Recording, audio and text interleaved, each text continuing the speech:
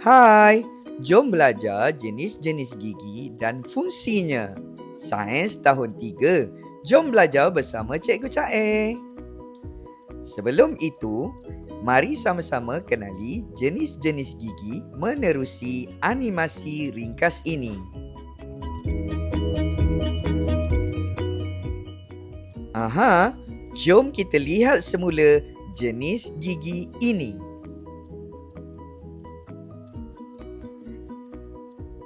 Gigi pertama ialah gigi kacip yang terdapat pada bahagian hadapan, iaitu berfungsi untuk memotong atau menggigit makanan menjadi kepingan kecil. Gigi kedua ialah gigi yang bersebelahan gigi kacip, iaitu berfungsi untuk mengoyak, menyiap makanan terutamanya daging kerana sifatnya tajam.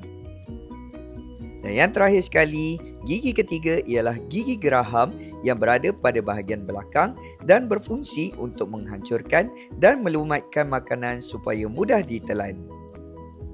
Itu saja, sekian terima kasih dan jumpa lagi.